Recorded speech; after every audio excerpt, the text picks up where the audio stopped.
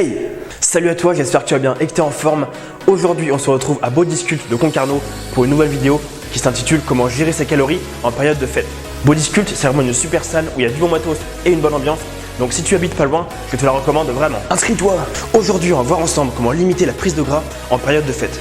Entre le réveillon de Noël et le nouvel an, on va être nombreux à se casser le ventre à grands coups de down rôti, de bûches, de foie gras et autres. Ici, on ne va pas chercher à limiter sa consommation de calories sur ces deux repas festifs. Au contraire, il faut profiter d'être avec la famille et les amis pour se faire plaisir. Il n'y aura donc aucune restriction sur ces deux repas. Par contre, on va adapter la diète avant et après ces deux excès de manière à limiter la prise de gras. On va donc baisser un petit peu les calories quelques jours avant et quelques jours après ces deux cassages de ventre sans créer de frustration. Mais alors concrètement, comment faire? Donc comme tu peux le voir, j'ai sorti le tableau pour t'expliquer tout ça en détail. Pour cela, la vidéo se décompose en 4 parties. Partie 1, gérer cette auto calorique. Partie 2, gérer la macronutriments. Partie 3, gérer l'alcool. Et enfin, partie 4, gérer son entraînement. T'es prêt? Allez, c'est parti! Allez, c'est parti pour la partie 1, gérer cette auto calorique. Prenons l'exemple du repas de Noël. En général, ce genre de gros repas sont souvent blindés de protéines, mais surtout de glucides et de lipides. Et ils sont rarement de bonne qualité. Pour calculer l'excès de calories de ton cassage de ventre de Noël, on va faire la différence entre un repas du soir normal et ton excès. Prenons un exemple, si tu manges habituellement 3000 kcal par jour, et donc tu en manges 700 sur ton repas du soir. Si là, tu comptes en manger 3000 rien que le soir de Noël, ça te fera donc 2300 kcal d'excès, c'est-à-dire 2300 kcal à réduire sur les jours avant et sur les jours après l'excès de manière à l'amortir. On peut par exemple réduire sur les 3 jours avant et les 3 jours après l'excès, soit sur 6 jours. Ça nous fera donc 2300 divisé par 6, soit 383 kcal de moins à manger sur les 6 jours, de manière à réduire l'impact de ce repas sur l'organisme, soit 2617 calories au lieu de 3000. Donc voilà un petit peu ce que ça donne sur un graphique. Donc bien sûr, c'est un premier exemple possible. Après, on peut prendre en compte le fait que le jour J, on ne va pas avoir trop faim, parce qu'on va faire un gros excès. De même pour le lendemain. On pourra donc baisser encore plus les calories sur ces 2 jours-là.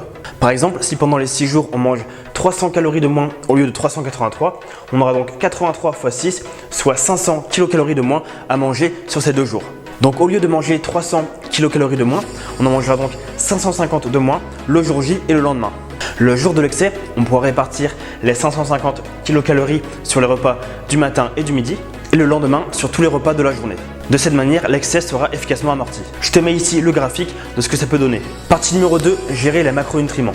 Comme je l'ai abordé dans ma vidéo sur comment réussir sa prise de masse partie diète, les glucides et les lipides sont les variables à augmenter ou à diminuer.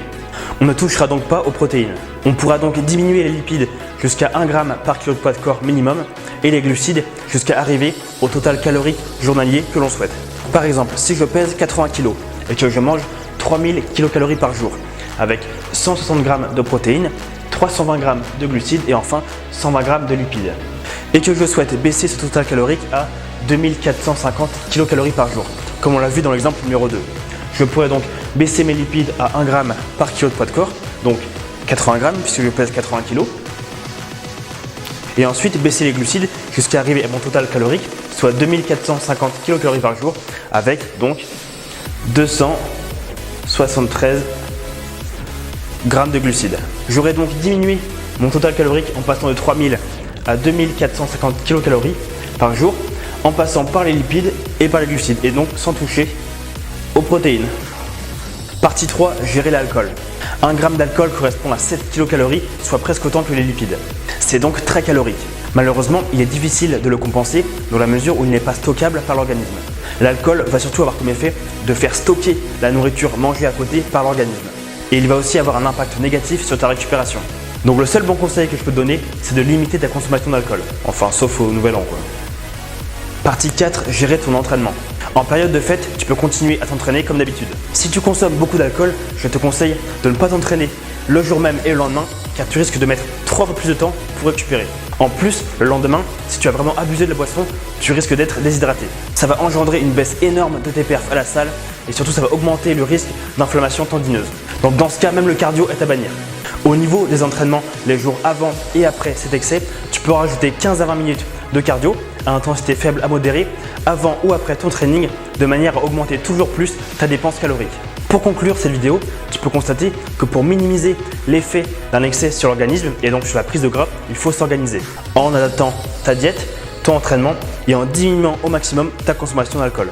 Voilà, j'espère que mes explications ont été claires pour toi. Sinon, n'hésite pas à poser tes questions en commentaire, j'y répondrai avec grand plaisir. C'est la fin de cette vidéo, j'espère qu'elle t'a plu, qu'elle va te permettre de te casser le ventre en limitant ta prise de gras.